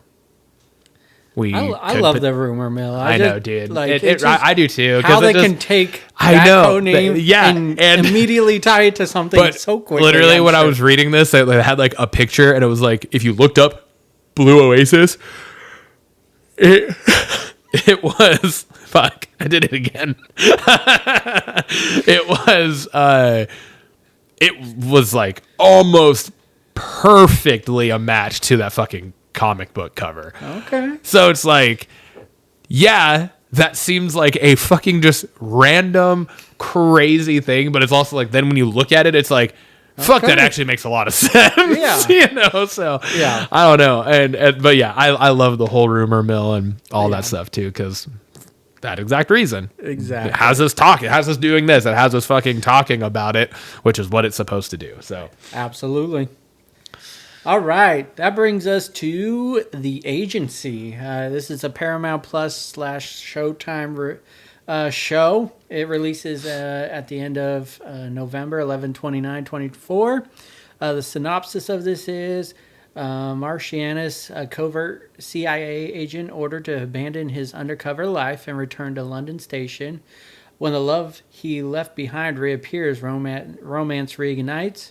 His career, his real identity, and his mission are pitted against his heart, hurling them both into a deadly game of international intrigue and espionage.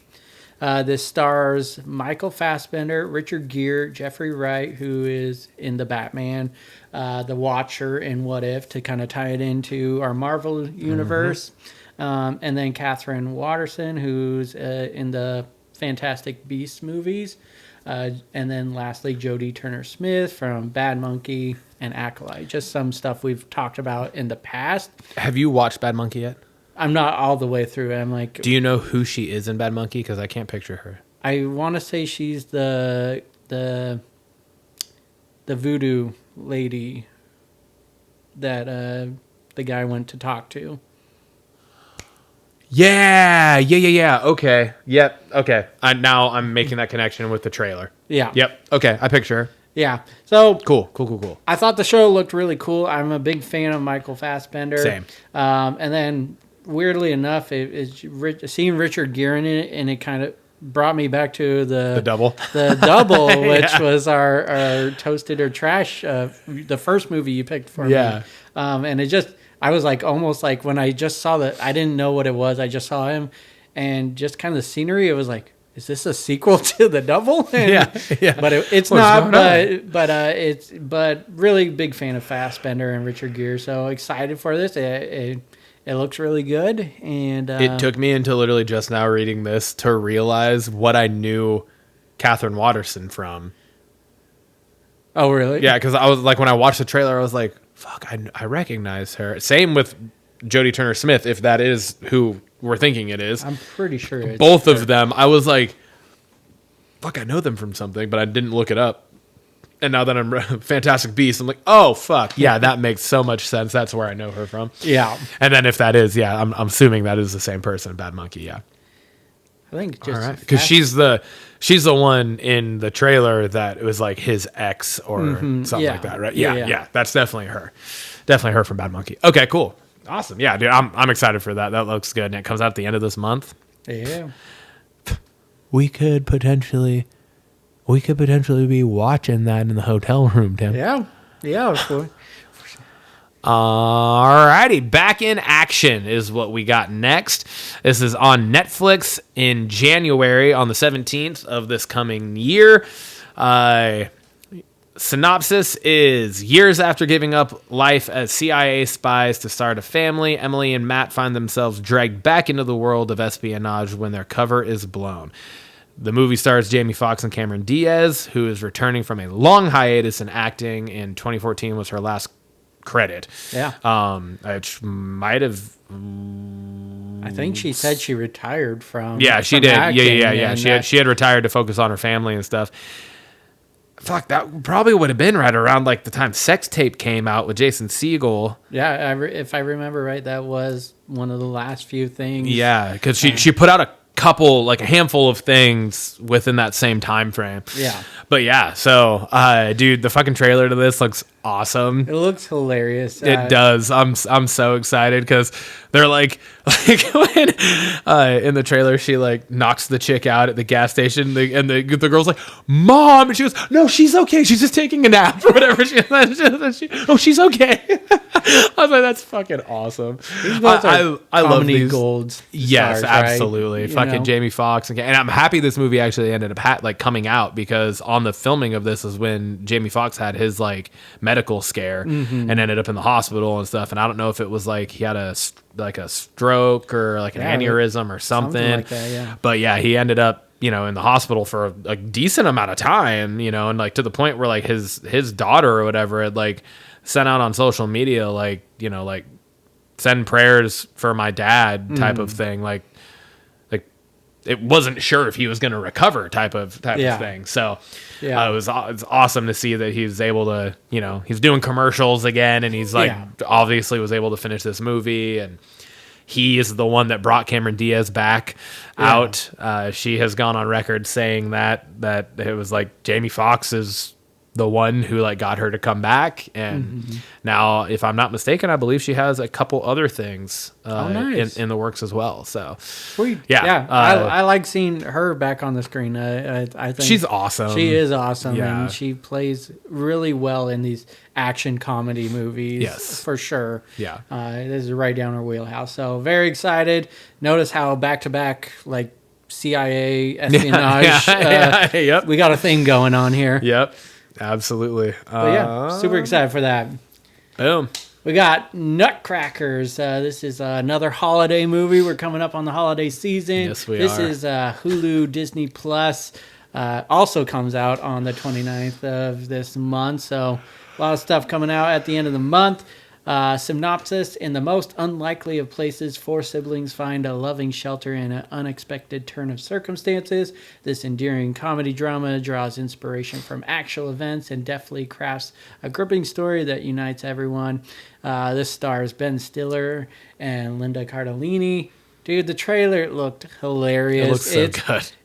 It's not like a raunchy comedy, but it kind of feels like it's in near that wheelhouse, and it's just refreshing to see, because we haven't had that kind of comedy in a long time, and you can tell it's going to be like also a really feel good story too. But the kids are fucking hilarious, and I think Ben Stiller just feeds into that very well. Absolutely. The point in the trailer where they're like, all right, what are we learning about today for homeschool? And he's like, sex.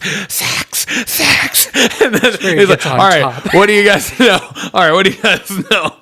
He's like, it's like the birds and the bees, except for the male bee sticks a stinger in the girl bee's butt. That's fucking hilarious. I watched the trailer with Lindsay, and it was funny because she was actually like kind of bummed out because she goes, "Oh, we'll have to go see that in theaters." I was like, "It's only out on fucking Hulu. yeah, Hulu and Disney Plus." And then it was the same with the trailer for Dear Santa. Oh yeah, that's only Paramount Plus. Yeah, and yeah, she was like, "Well, I have to say, fuck." But it was like, all right, well, at least we don't have to pay for them. We're already paying for the services. Hey, it's exciting so to hear her wanting to watch a movie. Yeah, I know. But yeah, no, I'm really excited for this one. I think it's going to be great, and Ben Stiller, obviously phenomenal. Yeah, Played a big part in our comedy upbringings. Oh yeah, and then Linda Cardellini is fucking fantastic in like everything she's in that I've ever seen her in. Dating all the way back to Corey Matthews cheating on Topanga with her. Oh yeah.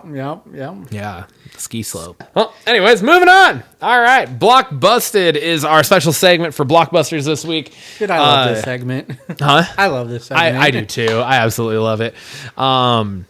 This week we have Canary Black. Reminder that Blockbusted is we take a look at the previous month. So for this, we looked at October's Rotten Tomatoes streaming only movies, and we find the one that has the lowest combined tomato and popcorn meter ratings.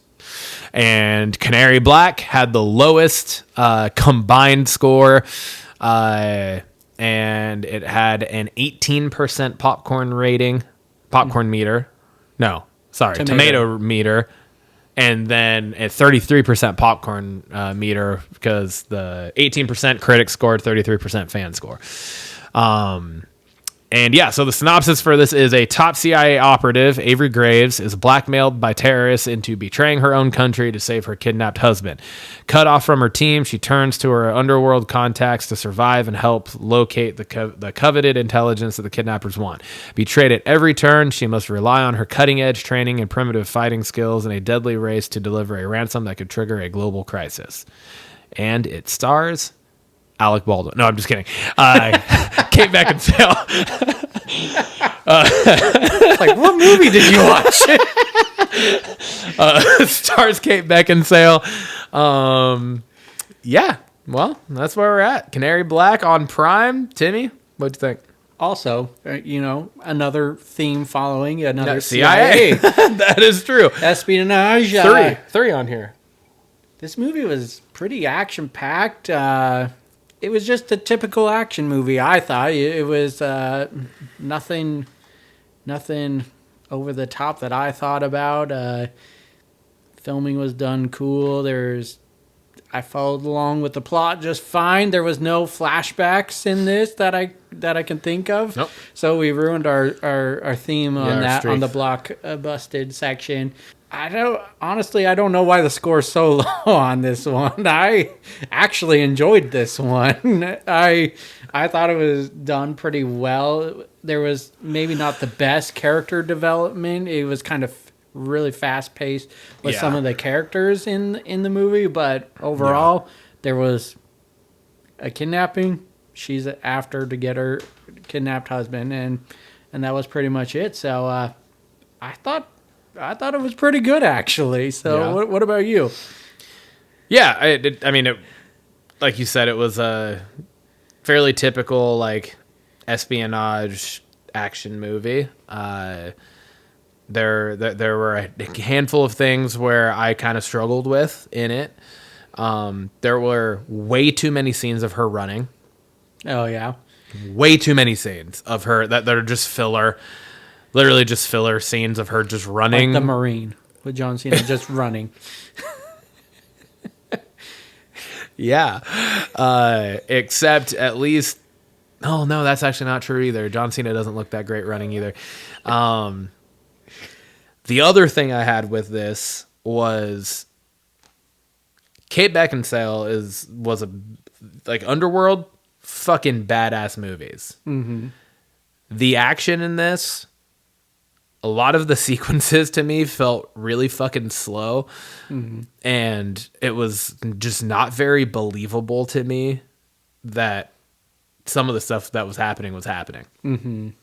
And then the other thing I had was same with like the character development stuff, where it was just like there was none almost at all. Yeah. And I knew the twist, if you will, like almost out the gate. Oh, like wow. almost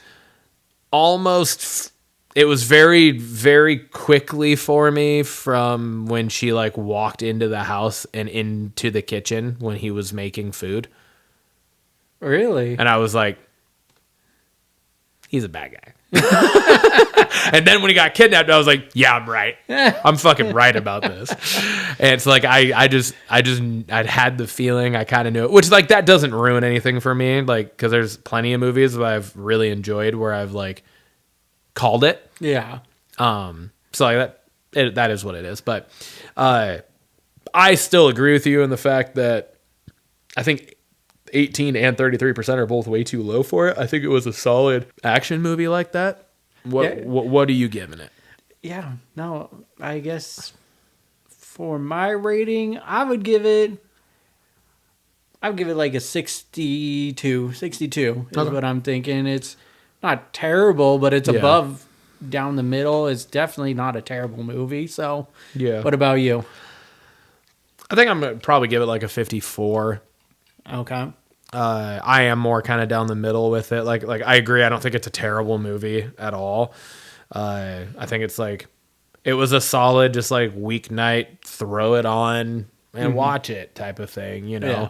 It wasn't one where I was like, oh, I can't wait to watch this. But it also wasn't one where I was like, fuck, I don't want to watch this, you know? Yeah. And like, even while I was watching it, it wasn't like I was like, oh, I gotta fucking know what's gonna happen next, but I also wasn't like, I really can't wait to turn this off. You know, I was really just kind of like, yeah, I'm watching this movie. You know, that's kind of where I was. It had me into it. I wasn't on my phone. I was just following the story along, and yeah.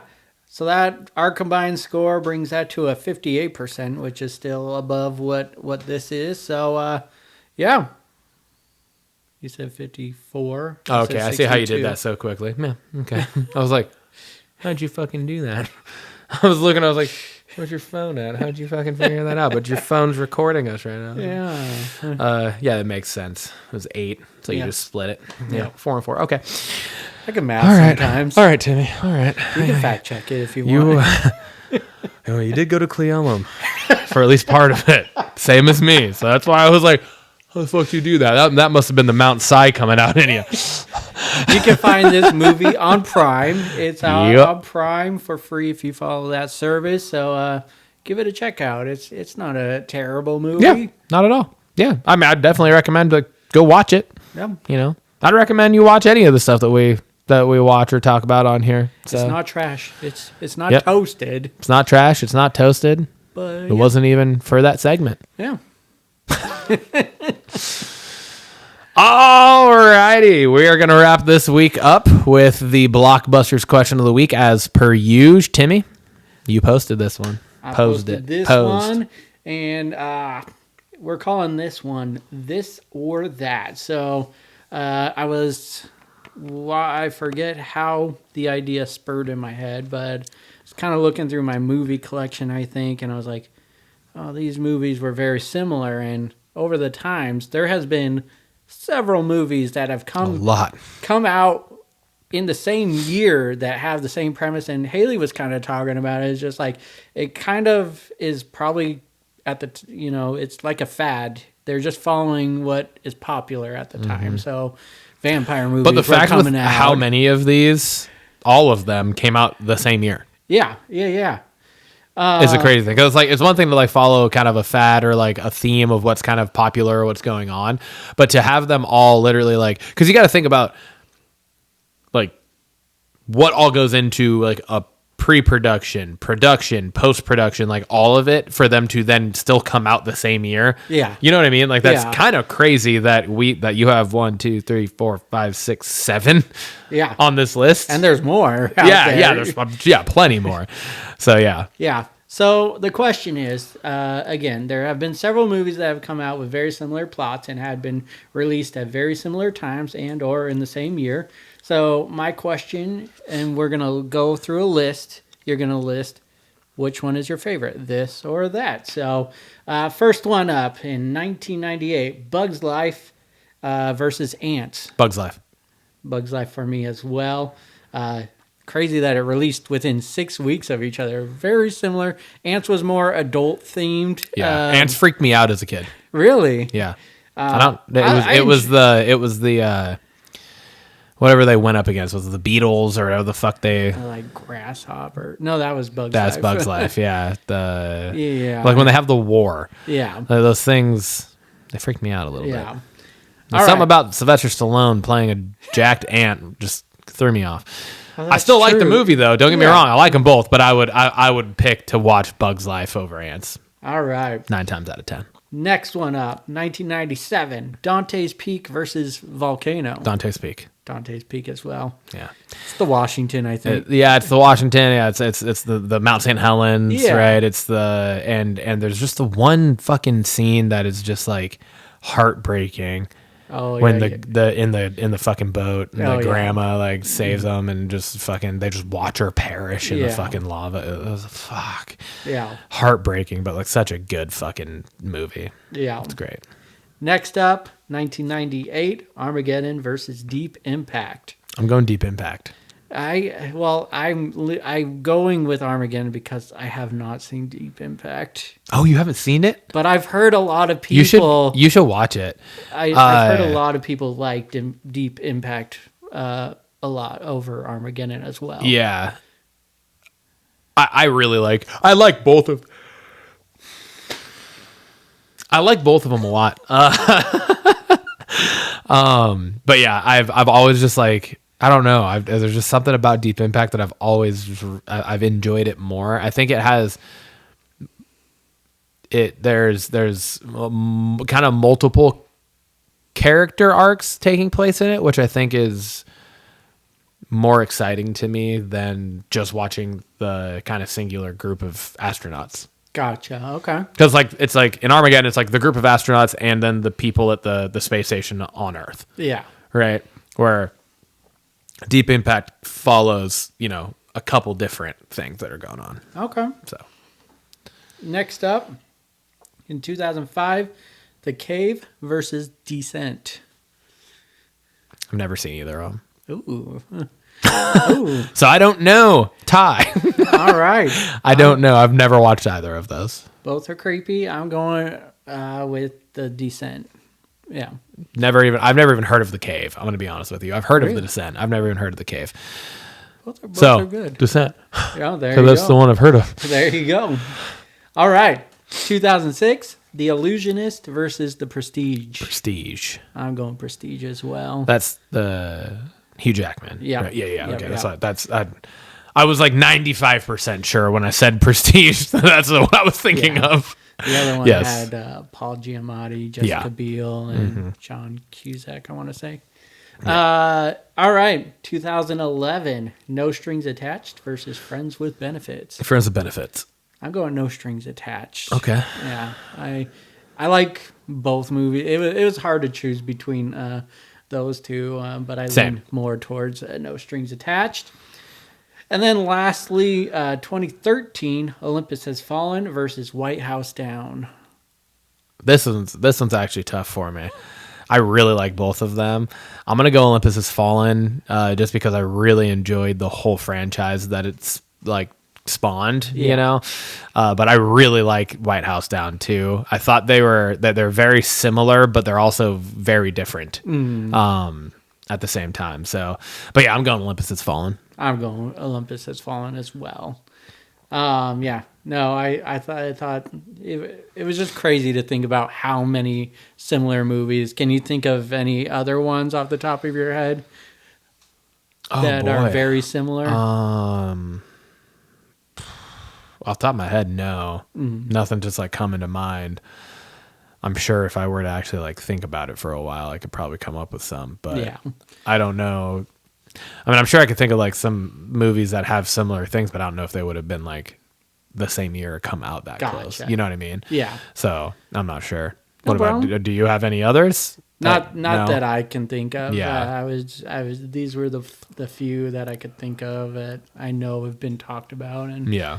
and wanted to put those down and see what you thought. It's funny. I didn't realize because like I knew that I had Bugs Life and Ants at like the same time on VHS growing up, but I didn't realize it came out fucking 6 weeks apart. Yeah. That's crazy. Yeah, exactly. So, damn man, Yeah, man. episode 24. Episode 24. You're a little dry over there. I a little drop? got a drip drop in there. Got Cheers, enough, man. Got enough for the final. Cheers.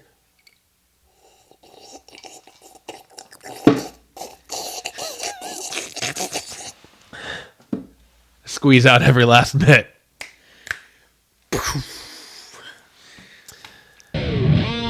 Let's fucking go.